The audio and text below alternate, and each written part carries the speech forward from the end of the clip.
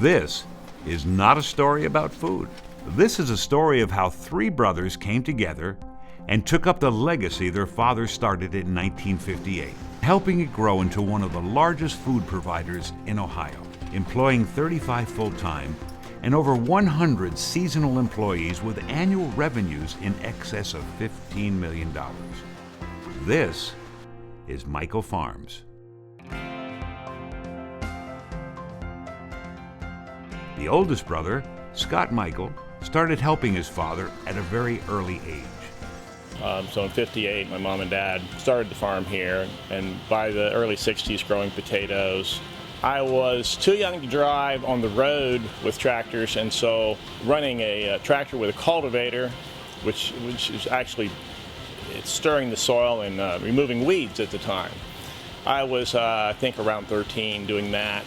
I asked my dad if I could build a greenhouse when I was in high school, and he said sure, and encouraged me to build a large one. So it had as much the same as this one, and we grew tomatoes that were up to the ceiling, and it kind of spurred an interest in growing the vegetables and selling them directly to local stores, which was exactly what Dad and Mom were doing with the potatoes. And irrigation was added. Things just kind of really grew from a few hundred acres to over 2,000. The middle brother, Todd Michael, also remembers starting at a very early age.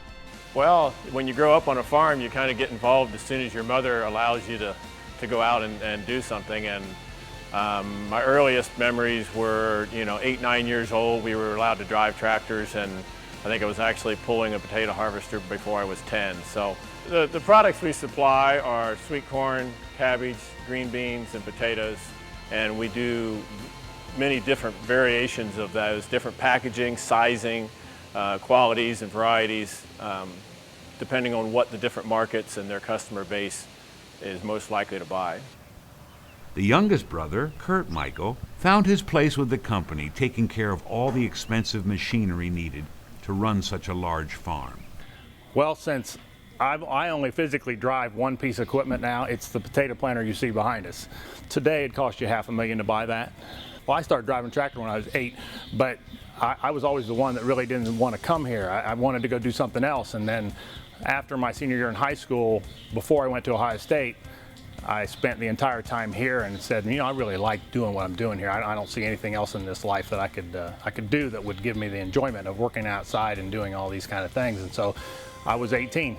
We have 16 different John Deere tractors. We have about 4 or 5 other brands. We have about 22 center pivot irrigation systems.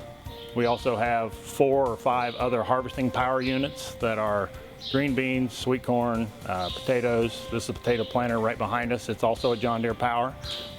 We have some industrial equipment because we have to remove our own fence rows, remove our own dirt. So we have dump trucks. We have our own fleet of trucks as far as delivering our product. We have 3 semis and 8 trailers. So working with family can be both a blessing and a challenge. It's been tremendous for the most part. There are challenges, as anybody that works with anybody in their family would know, because your family and your job get tied together whether you want them to or not. Even if it means talking about some things at business when you're at a family event, it's more to talk about, and stuff. I think that you have high expectations of each other.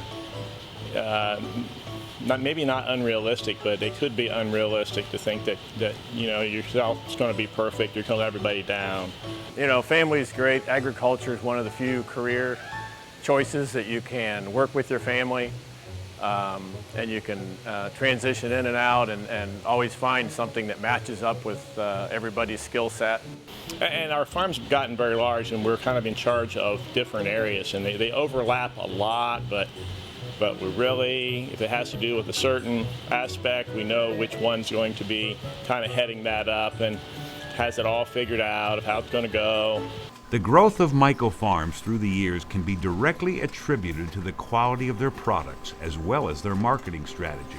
Well, in agriculture, it's always changing, and so, Dad instilled on us when we were quite young that if he taught us everything that he knew, we would farm like he farmed, and that wouldn't be good enough in the future.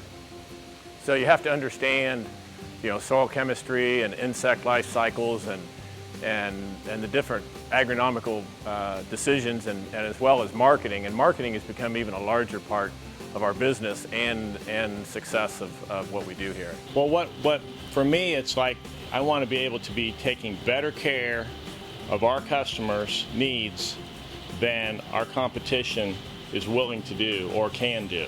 One of our strengths is the quality and the freshness of our products that we supply. We're located centrally in a heavily populated part of the country, and we can deliver within 24 hours to most all our customers. Innovations that I work directly with have to do with taking the sweet corn and cooling it before it's packaged. With sweet corn, it's sweetest as soon as you harvest it, and then the more heat it gets, the respiration converts the sugar to starch. So what we needed to do was get it cold as quickly as possible. So we designed a hydrocooler that takes the temperature down to 40 degrees in an hour. They'll come out and it will be ice cold, so to speak. And then you can put it in any of the containers that we use, which have evolved to away from wax containers and into more recyclable cardboard. But it's really a returnable plastic container that's used over and over again. It'll hold 1 to 2 bushel of product. It can be stacked on a truck. It can go to the end customer.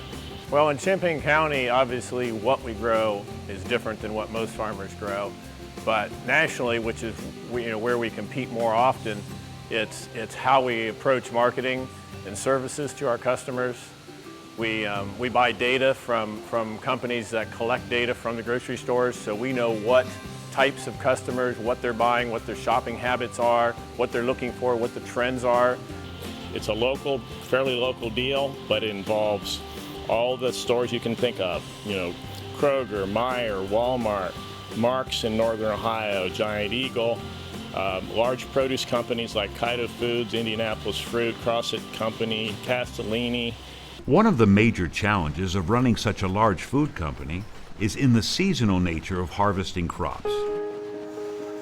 But Michael Farms takes pride in taking care of all its employees. One misconception is that we're just a farm, and Michael Farms is actually so much more than a farm. We are a commercial packing facility.